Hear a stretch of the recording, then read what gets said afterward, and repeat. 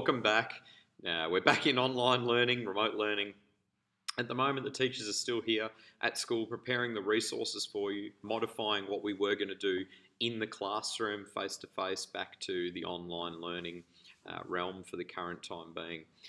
We are available for you, the same as last time round. As hard as it was last time round, and we thank you and we thank your parents and guardians for all the help that they gave in guiding you to getting to online. We know how difficult this process is.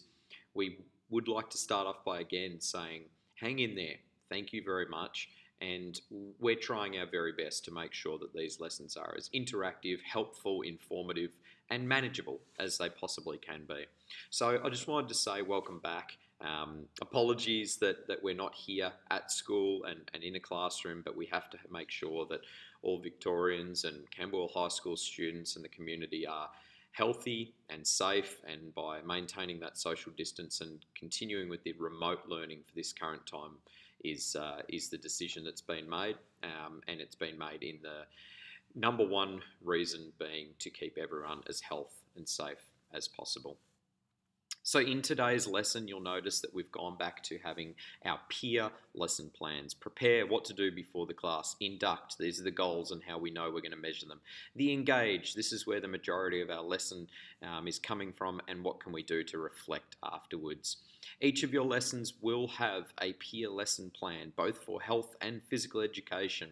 And then you will notice that within the learning tasks, we'll set up some learning tasks for you. Today's learning task is Term 3, Lesson 1. And over in the resources, you'll notice that there is a folder called Term 3. You will go into Week 1, and the resources that are required for today's lesson are all in there. So we're using the same sort of format as we did last time round, and we're ready to get back into the work. The first thing we'd like you to do is in resources, open up the task that is the puberty pre-assessment task. This topic for this term is all about puberty. And before you go any further in watching the PowerPoint or the video, the rest of this YouTube, we would like you to have a go at labeling these diagrams and answering these questions to the best of your ability and uploading that to learning tasks. What I'm going to ask you to do right now is to have a go at that task.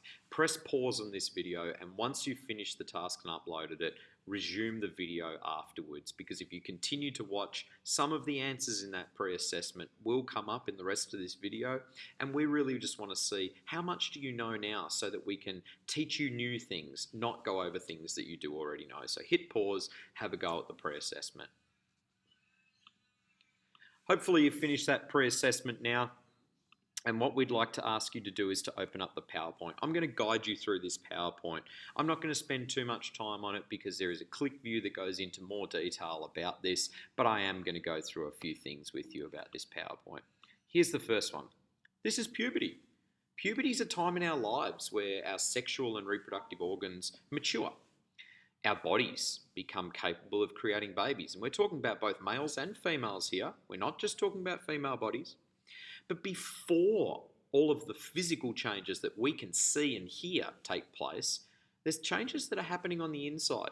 The hormones that are being produced inside both boys and girls cause a lot of changes about sexual development, about growth. So let's have a look at it. For girls, the average age is about 11 years old, and you will grow taller. The hips will widen, the body becomes a little curvier, and hair will start to grow in the pubic area and under the arms.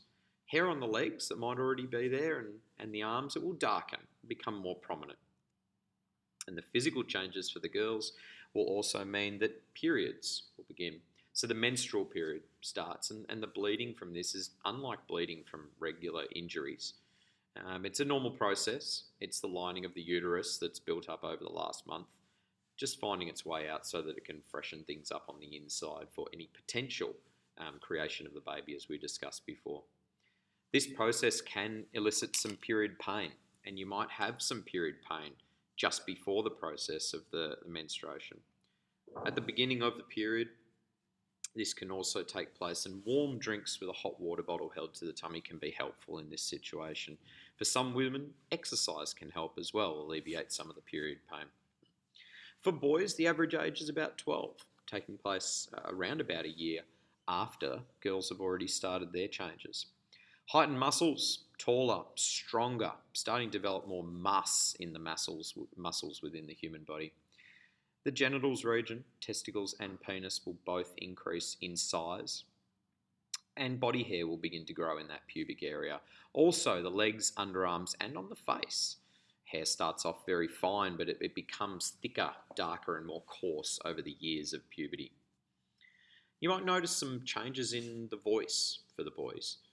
In puberty, it becomes deeper, but sometimes there's some up and downs in those tones while the voice is finding its new tone, and that's known as voice breaking.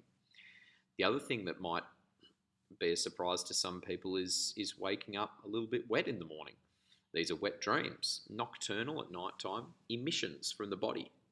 These happen while you're sleeping, and it's an ejaculation of semen. It's not urine. You haven't wet the bed, but the sheets are damp and your pajamas are wet, and it's a normal part of growing up, and it's the body's ability to mature.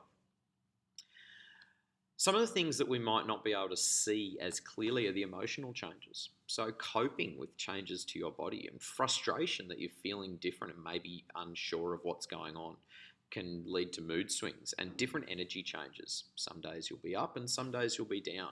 And this affects both boys and girls, and some people a little bit more than others. The other thing that we need to take note of is that your thinking will change. You're starting to form your own ideas, starting to maybe break away from being guided by all of the ideas that your parents have led or guardians have led you to. You're starting to think about, who am I? Why am I here? What is the meaning of my purpose in this life? And trying to rely a little bit less on your parents for knowledge and find out your own knowledge. Developing your own identity, trying to be an individual. Some people do this in wild ways and happens very quickly, and others take a more subtle approach. You just need to make sure that you're thinking of others when this takes place. Sometimes the relationship with parents and guardians can be a little bit strained. You might want more independence, and while this is taking place, your parents are worrying about you. You might feel like you don't want to be a baby and be a child again, and you act impulsively, engage in some risk-taking behaviour to feel like you're a bit more mature. And the parents just don't want any harm to come to you. So there can be some conflict between parents and the young people in their life who are wanting some independence. And one of the best things that we know works here is to sit down and calmly talk and be honest and work it out with your parents. Getting through puberty can be hard. Parents are learning this too, especially if you're the first child of theirs who is going through puberty. There might be disagreements, and it's important to listen to both sides. Both parents need to listen to how the young ones are feeling, and we need to listen.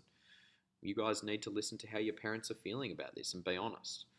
It can be an unsettling time because it is very different for every single person how we manage this and what changes we go through.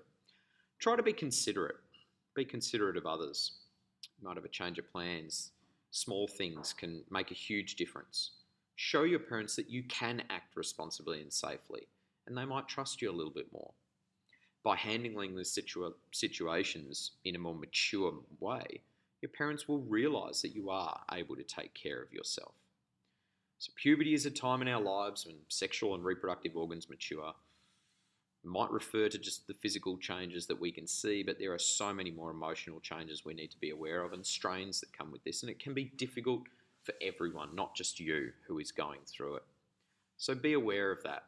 And if you need help, you can go to your doctor, local community health centre, and Family Planning Victoria, because remember, this is a time when babies are able to be made.